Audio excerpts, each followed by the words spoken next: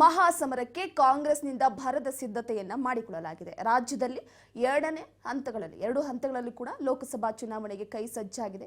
ಅಳೆದು ತೂಗಿ ಈಗಾಗಲೇ ಮತ್ತೊಂದು ಲೀಸ್ಟ್ ಅನ್ನ ಕಾಂಗ್ರೆಸ್ ಹೊರಗೊಳಿಸಿರುವಂತದ್ದು. ಕರ್ನಾಟಕದ 17 ಲೋಕಸಭಾ ಕ್ಷೇತ್ರಗಳಿಗೆ ಟಿಕೆಟ್ ಘೋಷಣೆ ಮಾಡಲಾಗಿದೆ. ಎರಡನೇ ಪಟ್ಟಿ ರಿಲೀಸ್. ಒಂದು ಕಡೆ 17 ಜನರಿಗೆ ಮಣೆ ಹಾಕಿದೆ ಹಸ್ತಪಡೆ. ಲೋಕ ಮಹಾಸಮರಕ್ಕೆ ಕಾಂಗ್ರೆಸ್ನಿಂದ ಭರದ ಸಿದ್ಧತೆ ಈಗ ಜೋರಾಗಿದೆ. ಅಂದ್ರೆ ರಾಜ್ಯದಲ್ಲಿ 2 ಹಂತಗಳಲ್ಲಿ ಲೋಕಸಭಾ ಚುನಾವಣೆ ನಡೆಯುತ್ತೆ. ಇದಕ್ಕೆ ಈಗಾಗಲೇ ಲೀಸ್ಟ್ ಅನ್ನ ಕೂಡ ಫೈನಲ್ ಮಾಡಿರುವಂತದ್ದು. ಅಂದ್ರೆ ಯಾರ್ಯಾರಿಗೆ ಎಲ್ಲೆಲ್ಲಿ ಟಿಕೆಟ್ ಘೋಷಣೆ ಮಾಡಬೇಕು, ಹಾಗೆ ಯಾರ್ಯಾರಿಗೆ ಯಾವ್ಯಾವ ಕ್ಷೇತ್ರಗಳನ್ನ ಕೊಡಬೇಕು ಅನ್ನುವ ವಿಚಾರಕ್ಕೆ ಸಂಬಂಧಪಟ್ಟಂತೆ ಈಗಾಗಲೇ ಬೀದರ್ನಿಂದ ಸಾಗರ್ ಖಂಡ್ರೆ ಅವರು, ಕೊಪ್ಪಳದಿಂದ ರಾಘವೇಂದ್ರ ಇಟ್ನಾಳ್, ಉತ್ತರ ಕನ್ನಡದಿಂದ ಅಂಜಲಿ ನಿಂಬಾಳ್ಕರ್, ಹಾಗೆ ಕಲಬುರಗಿಯಿಂದ ರಾಧಾಕೃಷ್ಣ, ಚಿಕ್ಕೋಡಿಯಿಂದ ಪ್ರಿಯಾಂಕ್ ಜಾರಕಿಹೊಳಿ, ದಕ್ಷಿಣ ಕನ್ನಡದಿಂದ ಪದ್ಮರಾಜ್, ಬೆಳಗಾವಿಯಿಂದ ಮೃಣಾಲ್ ಹೆಬ್ಬಾಳ್ಕರ್ಗೆ ಸಿಕ್ಕಿದೆ.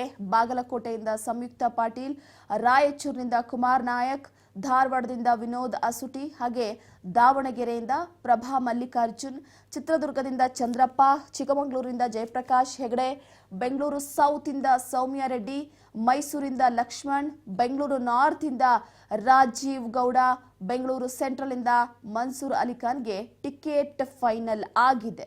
ಎರಡನೇ ಪಟ್ಟಿ ರಿಲೀಸ್ ಮಾಡಿ ಕೆಲವೊಂದಿಷ್ಟು ಕ್ಷೇತ್ರಗಳಿಗೆ ಏನ್ ಕುತೂಹಲ ಕೆರಳಿಸಿತ್ತು ಆ ಕ್ಷೇತ್ರಗಳಿಗೆ ಕಾಂಗ್ರೆಸ್ ಕೂಡ ತೆರೆ ಎಳೆದಿರುವಂತದ್ದು. ಅಂದ್ರೆ ಇಲ್ಲಿ ಗಮನಿಸುವಂತದ್ದಾದ್ರೆ ಬೀದರ್ನಿಂದ ಸಾಗರ್ ಖಂಡ್ರೆ ಅವರು, ಇವರ ಹೆಸರು ಕೂಡ ಕೇಳಿ ಬರ್ತಾ ಇತ್ತು. ಇನ್ನ ಕೊಪ್ಪಳದಿಂದ ರಾಘವೇಂದ್ರ ಇಟ್ನಾಳ್ ಅವರ ಹೆಸರು ಕೂಡ ಫೈನಲ್ ಆಗುತ್ತೆ ಅನ್ನುವಂತಹ ಒಂದು ಮಾತಿತ್ತು. ಅದೇ ರೀತಿಯಾಗಿ ಈಗಾಗಲೇ ಅವರಿಗೂ ಕೂಡ ಟಿಕೆಟ್ ಫೈನಲ್ ಮಾಡಿರುವಂತದ್ದು. ಇನ್ನ ಕಲಬುರಗಿ ಚಿಕ್ಕೋಡಿ ಕ್ಷೇತ್ರದ ವಿಚಾರವಾಗಿ ಮಾತಾಡಬೇಕು ಅಂದ್ರೆ ಪ್ರಿಯಾಂಕ್ ಜಾರಕಿಹೊಳಿ ಕುಟುಂಬದ ಕುಡಿಗೆ ಇಲ್ಲಿ ಟಿಕೆಟ್ ಸಿಕ್ಕಿರುವಂತದ್ದು. ಅಂದ್ರೆ ಮೊದಲೇ ಹೇಳಲಾಗ್ತಾ ಇತ್ತು ಪ್ರಿಯಾಂಕ ಖರ್ಗೆ ಅವರಿಗೆ ಪ್ರಿಯಾಂಕ ಜಾರಕಿಹೊಳಿ ಅವರಿಗೆ ಈ ಬಾರಿ ಟಿಕೆಟ್ ಸಿಗುತ್ತೆ ಅಂತ ಹೇಳಲಾಗ್ತಾ ಇತ್ತು. ಯಾಕಂದ್ರೆ ಒಂದು ಕಡೆ ಜಾರಕಿಹೊಳಿ ಕುಟುಂಬದಿಂದ ಹೊಸಬರಿಗೆ, ಯುವಕರಿಗೆ ಮಣೆ ಹಾಕಲಾಗುತ್ತೆ ಅನ್ನುವಂಥ ಒಂದು ಮಾತಿತ್ತು. ಅದರ ಜೊತೆಗೆ ಸತೀಶ್ ಜಾರಕಿಹೊಳಿ ಅವರು ಕೂಡ ಸ್ಪರ್ಧೆ ಮಾಡೋದು ಅಷ್ಟಕ್ಕಷ್ಟೇ ಅಂತ ಹೇಳಲಾಗ್ತಾ ಇತ್ತು. ಚಿಕ್ಕೋಡಿಯಿಂದ ಪ್ರಿಯಾಂಕ ಜಾರಕಿಹೊಳಿ ಅವರಿಗೆ ಟಿಕೆಟ್ ಸಿಕ್ಕಿರುವಂಥದ್ದು ಕಾಂಗ್ರೆಸ್ ಪಕ್ಷದಿಂದ. ಇನ್ನು ದಕ್ಷಿಣ ಕನ್ನಡ, ಒಂದು ಕಡೆ ಬಿಜೆಪಿ ಭದ್ರಕೋಟೆಯನ್ನ ಭೇದಿಸಬೇಕಾಗಿದೆ. ದಕ್ಷಿಣ ಕನ್ನಡದಲ್ಲಿ ಯಾರಿಗೆ ವರ್ಚಸ್ಸಿದೆ ಅವರನ್ನೇ ಕೂಡ ಇಲ್ಲಿ ಗಮನಿಸಬೇಕಾಗುತ್ತೆ. ಇನ್ನೊಂದು ಕಡೆ ಏನಪ್ಪಾ ಅಂತಂದ್ರೆ ಬಿಜೆಪಿ ಪಕ್ಷ ದಕ್ಷಿಣ ಕನ್ನಡದಲ್ಲಿ ಸಾಕಷ್ಟು ರೀತಿಯಲ್ಲಿ ಶತಾಯಗತಾಯ ಪ್ರಯತ್ನವನ್ನ ಮಾಡ್ತಾ ಇದೆ. ಅಂದ್ರೆ ಗೆಲುವನ್ನ ಸಾಧಿಸಬೇಕು ಅಂತ.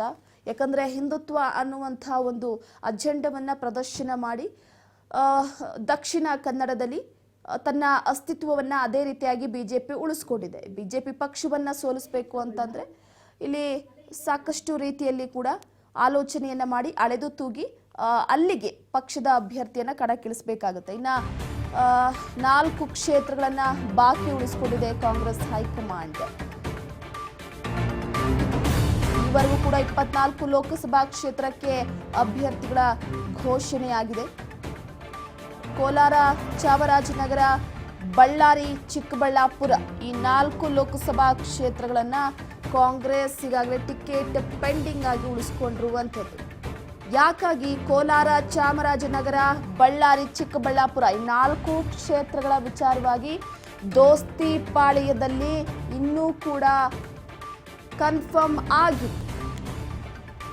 ಕೋಲಾರ, ಚಿಕ್ಕಬಳ್ಳಾಪುರ ಕ್ಷೇತ್ರವನ್ನ ಒಂದು ಕಡೆ ಜೆಡಿಎಸ್ ಕೂಡ ಕಣ್ಣಿಟ್ಟಿದೆ. ದೋಸ್ತಿ ಪಾಳ್ಯದಲ್ಲಿ ಟಿಕೆಟ್ ಹಂಚಿಕೆಯ ವಿಚಾರವೇ ಒಂದು ಗೊಂದಲಮಯವಾಗಿದೆ. ಆ ಹಿನ್ನೆಲೆಯಲ್ಲಿ 4 ಕ್ಷೇತ್ರಗಳನ್ನ ಒಂದು ಕಡೆ ಕಾಂಗ್ರೆಸ್ ಬಾಕಿ ಉಳಿದುಕೊಂಡಿರುವಂಥದ್ದು. ಈ ಹಿನ್ನೆಲೆಯಲ್ಲಿ 24 ಲೋಕಸಭಾ ಕ್ಷೇತ್ರಕ್ಕೆ ಅಭ್ಯರ್ಥಿಗಳ ಘೋಷಣೆ ಆಗಿದೆ. ನಾನು ಮೊದಲೇ ಹೇಳ್ತಾ ಇದ್ದೆ. ಇನ್ನು ಬೆಂಗಳೂರು ಸೆಂಟ್ರಲ್ ವಿಚಾರವಾಗಿ ಮಾತನಾಡಬೇಕು ಅಂದ್ರೆ ಬೆಂಗಳೂರು ಸೆಂಟ್ರಲ್ ಅಲ್ಲಿ PC ಮೋಹನ್ ಅವರು ಕೂಡ ಇದ್ದಾರೆ. ಒಂದು ಕಡೆ ಬಿಜೆಪಿ ಪಕ್ಷದಿಂದ ಹೋದ ಬಾರಿ ಕೂಡ ಟಿಕೆಟ್ ತಗೊಂಡು ಗೆಲುವನ್ನ ಸಾಧಿಸಿದ್ರು. ಈ ಬಾರಿ ಕೂಡ ಅಲ್ಲಿ ಅತಿ ಹೆಚ್ಚು ಮುಸ್ಲಿಂ ಸಮುದಾಯ ಇರುವಂತಹ ಹಿನ್ನೆಲೆಯಲ್ಲಿ ಬೆಂಗಳೂರು ಕೇಂದ್ರವನ್ನ ಇಲ್ಲಿ ಕಾಂಗ್ರೆಸ್ ಕೂಡ ಟಾರ್ಗೆಟ್ ಮಾಡಿದೆ. ಇತ್ತೀಚೆಗೆ ಗಮನಿಸ್ತಾ ಇದ್ದೀವಿ ಕಾಂಗ್ರೆಸ್ ಪಾಳೆಯದಲ್ಲಿ ಅಲ್ಪಸಂಖ್ಯಾತರಿಗೆ ಅತಿ ಹೆಚ್ಚು ಬೆಂಬಲ ಇದೆ ಅನ್ನುವ ಮಾತುಗಳು ಕೇಳಿ ಬರ್ತಾ ಇದೆ. ಈಗ ಬೆಂಗಳೂರು ಸೆಂಟ್ರಲ್ ಇಂದ ಯಾರ್ಯಾರನ್ನೋ ಕಣಕ್ಕೆ ಇರಿಸೋದಕ್ಕೂ ಕೂಡ ಸಾಧ್ಯವಾಗೋದಿಲ್ಲ. ಬೆಂಗಳೂರು ಸೆಂಟ್ರಲ್ ಒಂದು ರೀತಿ ವಿಭಿನ್ನವಾದಂತಹ ಕ್ಷೇತ್ರ. ಮನ್ಸೂರ್ ಅಲಿ ಖಾನ್ ಅವರಿಗೆ ಕಾಂಗ್ರೆಸ್ ಟಿಕೆಟ್ ಘೋಷಣೆ ಮಾಡಿದೆ. ಮನ್ಸೂರ್ ಅಲಿ ಖಾನ್ ಕೂಡ ಪ್ರಬಲ ಸಮುದಾಯದ ಮುಸ್ಲಿಂ ಸಮುದಾಯದ ನಾಯಕ. ಅದ್ರ ಜೊತೆಗೆ ಬೆಂಗಳೂರು ಕೇಂದ್ರದಲ್ಲೂ ತನ್ನ ವರ್ಚಸ್ಸನ್ನು ಅದೇ ರೀತಿಯಾಗಿ ಉಳಿಸ್ಕೊಂಡಿದ್ದಾರೆ. ಬೆಂಗಳೂರು ಕೇಂದ್ರದಿಂದ ಸಾಕಷ್ಟು ಹೆಸರು ಕೂಡ ಕೇಳಿಬಂತು. ಹ್ಯಾರಿಸ್ ಅವರಿಗೆ ಕೊಡಲಾಗುತ್ತೆ ಬೆಂಗಳೂರು ಸೆಂಟ್ರಲ್ ಅನ್ನುವಂತಹ ಮಾತುಗಳು ಕೇಳಿ ಬರ್ತಾ ಇತ್ತು. ಟಿಕೆಟ್ ಘೋಷಣೆ ಮಾಡಲಾಗುತ್ತೆ ಅಂತ. ಆದರೆ ಫೈನಲಿ ಇನ್ನೆರಡನೇ ಪಟ್ಟಿಯಲ್ಲಿ 17 ಜನರಿಗೆ ಏನು ಮಣೆ ಹಾಕಿದೆಯೋ ಕಾಂಗ್ರೆಸ್, ಅದರಲ್ಲಿ ಬೆಂಗಳೂರು ಸೆಂಟ್ರಲ್ ಮನ್ಸೂರ್ ಅಲಿ ಖಾನ್ ಅವರ ಪಾಲಾಗಿದೆ. ಇನ್ನು ನಾರ್ತ್, ಬೆಂಗಳೂರು ನಾರ್ತ್ ರಾಜೀವ್ ಗೌಡ ಅವರ ಪಾಲಾಗಿರುವಂಥದ್ದು. ಬೆಂಗಳೂರು ನಾರ್ತ್ ಕೂಡ ಅಂದರೆ ಮೀನ್ಸ್ ಒಂದು ಕಡೆ ಇಲ್ಲಿ ಗಮನಿಸೋದಾದರೆ ಕೆಲವೊಂದಿಷ್ಟು ಕ್ಷೇತ್ರ ಹೈ ವೋಲ್ಟೇಜ್ ಕಣವಾಗಿದೆ. ಈ ಹೈ ವೋಲ್ಟೇಜ್ ಕಣದಲ್ಲಿ ಕೇಂದ್ರ ಈಗಾಗಲೇ ಹೈಕಮಾಂಡ್ ನಾಯಕರು ಕೂಡ ಅಳೆದು ತೂಗಿ ಹೆಸರನ್ನು ಫೈನಲ್ ಮಾಡಿರುವಂಥದ್ದು. ಇನ್ನು ಮೈಸೂರು ವಿಚಾರವಾಗಿ ಮಾತನಾಡಬೇಕು ಅಂದರೆ ಯದುವೀರ್ ಒಡೆಯರ್ ಅವರಿಗೆ ಟಕ್ಕರ್ ಕೊಡುವಂಥ ನಿಟ್ಟಿನಲ್ಲಿ ಇಲ್ಲಿ ಅಭ್ಯರ್ಥಿಯನ್ನ ಹಾಕಬೇಕಾಗುತ್ತೆ. ಕರ್ನಾಟಕದ 5 ಸಚಿವರ ಮಕ್ಕಳಿಗೆ ಲೋಕ ಟಿಕೆಟ್.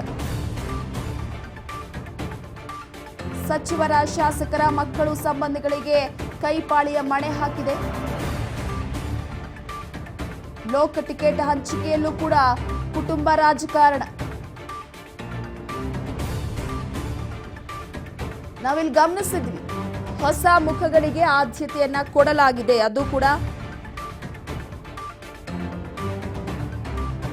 ಕೈಪಾಳ್ಯದ ಸಚಿವರು, ಶಾಸಕರುಗಳು ಹಾಗೆ ಸಂಬಂಧಿಕರಿಗೆ ಇಲ್ಲಿ ಟಿಕೆಟ್ ಘೋಷಣೆ ಆಗಿರುವಂಥದ್ದು.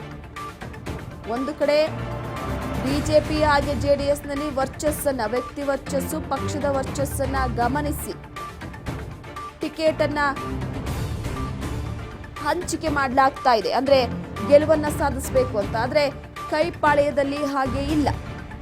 ಸಚಿವ ರಾಮಲಿಂಗಾರೆಡ್ಡಿ ಪುತ್ರಿ ಸೌಮ್ಯಾ ರೆಡ್ಡಿಗೂ ಕೂಡ ಬೆಂಗಳೂರು ಸೌತ್ ನಲ್ಲಿ ಟಿಕೆಟ್ ನೀಡಲಾಗಿದೆ. ಶಿವಾನಂದ ಪಾಟೀಲ್ ಪುತ್ರಿ ಸಂಯುಕ್ತ ಅವ್ರಿಗೂ ಕೂಡ, ಅದ್ರ ಜೊತೆಗೆ ಸಚಿವ ಈಶ್ವರ್ ಖಂಡ್ರೆ, ಸಾಗರ್ ಖಂಡ್ರೆ ಅವ್ರಿಗೂ ಕೂಡ ಟಿಕೆಟ್ ನೀಡಲಾಗಿದೆ. ಇನ್ನ ಸಚಿವೆ ಲಕ್ಷ್ಮಿ ಹೆಬ್ಬಾಳ್ಕರ್ ಮಗ ಬೆಳಗಾವಿ ಇಂದ ಟಿಕೆಟ್ ನೀಡಲಾಗಿದೆ.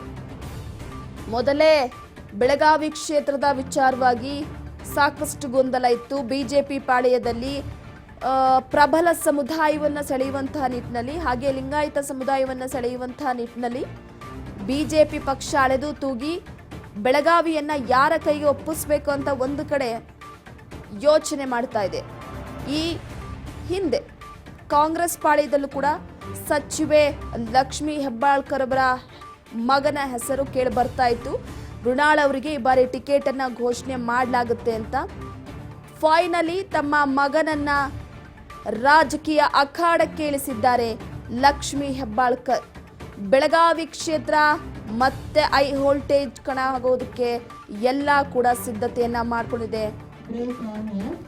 ಈಗಾಗಲೇ ಒಂದು ಕಡೆ ಲಕ್ಷ್ಮಿ ಹೆಬ್ಬಾಳ್ಕರ್ ಅವರ ಪುತ್ರನಿಗೂ ಕೂಡ ಕೈ ಮಣೆ ಹಾಕಿರುವಂಥದ್ದು. ಕಾದ್ ನೋಡೋಣ. ಯಾಕಂದ್ರೆ ಈಗಾಗಲೇ ಕಾಂಗ್ರೆಸ್ ಕೂಡ ಫೈನಲ್ ಮಾಡಿರುವಂಥ